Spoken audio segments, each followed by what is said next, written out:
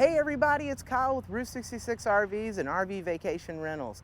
If you're watching this, that means you rented a trailer from us. So today, I'm gonna show you how to use a travel trailer.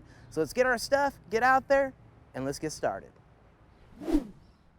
All right, so today we're gonna start off, we're gonna talk about your tongue jack. Now this model has an electric one, not all of them do, some will have manual. If you have a manual, just know clockwise makes it go up, counterclockwise makes it go down. So let's talk about our tongue jack today.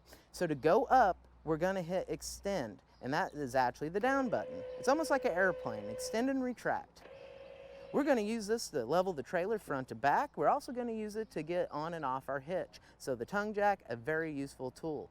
Now while I have you here, I also want to talk about our propane. We have a 2-bottle system with an auto switchover regulator. You can run 1 bottle at a time, which we're going to use the valves on the top to control the bottles. So in this configuration right here, this means this bottle will pull only. If I go ahead and open this one, that means we're going to go ahead, pull from this one, and it will automatically switch over and pull from this one as well.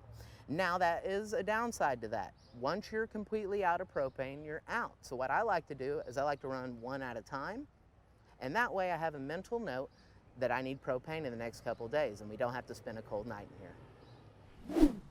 All right, so every RV has a battery, and ours is located right here on the tongue of the unit. Just know on the battery, when you are plugged in, you are charging that battery. If you are not plugged in, you are drawing from that battery. Here on the off-door side of the unit, we have our data tag. This is a great source of information for tire pressures, for weight ratings, anything you might need to know about your RV. We also have our storage compartment right here. RVVR is one of the best around. They give you all the gear you need to go camping. We have an FDA approved water hose. We also have our pressure regulator. So let's get to the back and I'll show you how to plug this stuff up. We're here at our lifeline, our city water connection. City water connections are the most used connections on an RV. This is how we're going to get water to take a shower, wash our hands, use the toilet, so on and so on. So the first thing we want to do is we want to grab our 25-foot FDA-approved freshwater drinking hose supplied with us, and we're going to hook it up to our city water connection. We're going to make sure we have a good connection, it's nice and snug, we're good to go. And then we're going to take our other end, which has our regulator on it, and then we are going to attach this to the park. This is going to be the first piece in our water chain. That way our hose is protected as well as our unit. All right, I know this is a very anticipated topic. We're going to talk about sanitation today. We have our gravity dump. For a full in-depth video on this, go ahead and check out our how-to series. Episode 1 will give you a full in-depth video, but today I'm just going to give you a kind of rundown on how to hook this up. So first thing we're going to do is we're going to take off our termination cap. We're going to make sure our valves are closed before we remove it. So they're pushed in. We take our cap off. We're going to take our supplied sewer hose that comes with all RVVR units. We're going to connect our bayonet fittings. Okay, we have a good connection now. So what you want to know, we want to go ahead and pull our black valve first. We're going to pull it, let it drain, kind of trickle down. We're going to shut it back, and then we're going to pull our gray water. Gray water is just hand washing water, shower wastewater as well. So we're going to use that water to our advantage, help us rinse out our hose, and cut our time down. All right, now that we have actually dumped our black and gray tanks, we're going to go ahead, put our sewer hose back in our bumper here, and then we're going to use our bumper cap, and we're stowed away, ready to go put our chemical in the toilet on the inside. One last thing on our off-door side is we have an outdoor shower. This will come in handy for rinsing out that sewer hose, cleaning off our hands, just a great overall tool to have. We're at the back of the unit. We've got our power cord here. This is a 30 amp pre-attached cord. So we can pull this out as needed or put it away as needed. Just make sure to go ahead and ask if you're curious if your unit is 30 amp or 50 amp. Generally, your 2 AC units are going to be 50 amp. Generally, if you have 1 AC, you're going to be 30. But feel free to ask just to make sure you have all the gear you need. We're here at the power pedestal. I'm going to make sure we have the same connection, and then I'm going to go ahead and make sure we get good contact. Here on the door side of the unit, we have our back compartment. This is where you're going to find our sewer connection going into the ground. We have a manual crank. We also have a 4-way, chocks, and our level aid. So all the gear that RVVR is getting you, it might be in a different location, but it will have it. Take advantage of all that great gear. Also here on the back of the unit, we have our switch for our stabilization jack. This particular one is automatic or electric. Some of them will not be. Some of them will be manual. If they are manual, go ahead and get your hand crank. It's a 3/4 socket and you can crank them down. Keep in mind you don't want to level with them, you just want to stabilize. But let's go ahead and run these down. So I'm going to hit extend and we're just going to run it down till they touch. And that's it, and we're gonna have a good, stable, solid walk. Let's talk about our lug nuts for a moment. We wanna make sure they're always tight and we're always safe. So at your gas station stops, I would definitely go take your 4-way and go ahead and check these. Also, if you look above your axles, most of these will have a notice from the manufacturer showing their recommendations. A few more things I wanna talk about is our furnace. We have the intake and the exhaust here, so if you're camping during fall or winter and you're running the furnace, just be aware this gets a little warm. We also have our freshwater fill.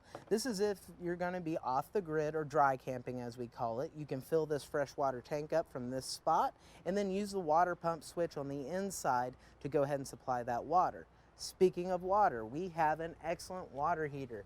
This is a Suburban 6-gallon quick recovery water heater.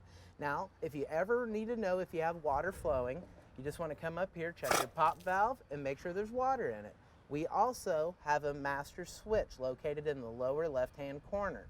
Once you have water flowing to the unit, go ahead, turn the switch on, and then you can control it from the inside of the unit. Moving right along here on the door side of the unit, we have our front switch for the stabilization legs up front. So make sure you level first, but just like the rear ones, you just want to bring them down till they touch and give you a nice solid fill for the inside.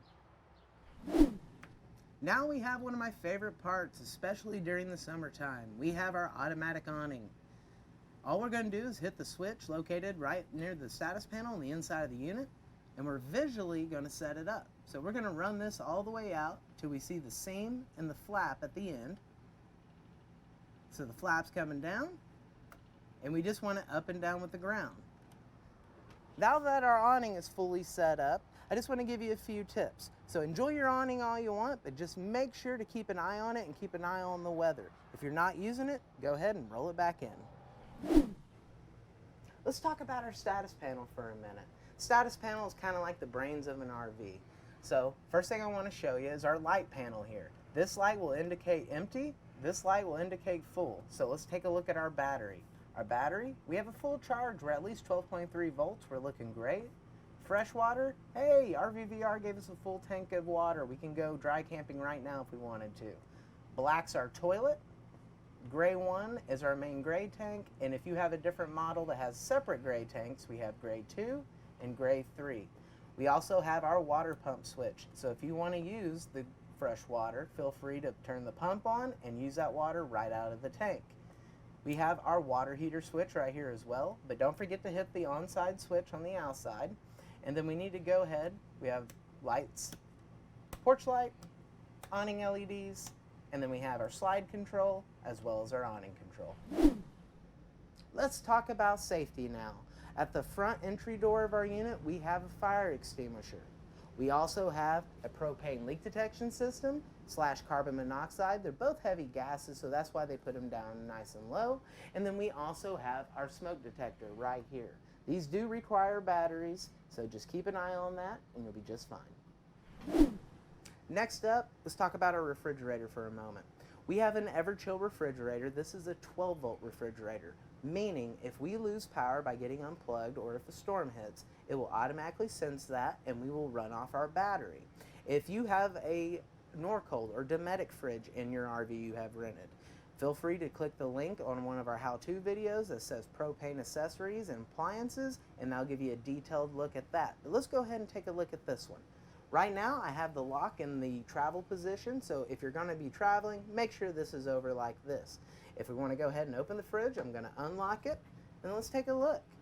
We're on setting number 4, which is my personal favorite. It's going to really keep that pop and your drinks frosted really nice and cold. If you ever need to manually turn off the fridge, if you don't want to travel with it on, you can hold that set button for about 10 seconds and the whole system will turn off.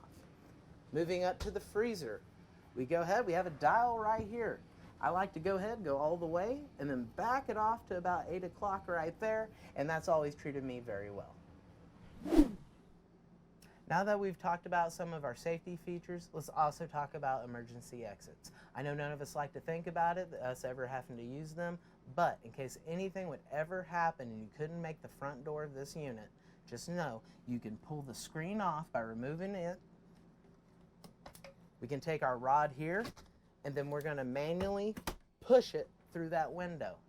When that window hits between 45 and 90 degrees, it is designed to fly off that hinge, fall and break, and we have a way to dive out of here. Now granted, this is not going to be the funnest thing in the world, but it very well could save your life. Another tip is, even though you can use this as a normal window, we recommend and strongly recommend you do not do that. One example is you could possibly get up, accidentally bump this, and lose a window. So for all intents and purposes, let's keep this strictly for emergency purposes only. Now here in the bathroom, there's a few things I want to show you. First things off is our toilet. We have a foot flush right here on the side of the toilet. If you want to supply just a little bit of water to it, we can barely hold down that flusher and supply the water to our liking. Now if we want to flush the toilet, I want to go ahead and take the flusher and go all the way down to the ground. As long as I hold that, it will stay open and supply water.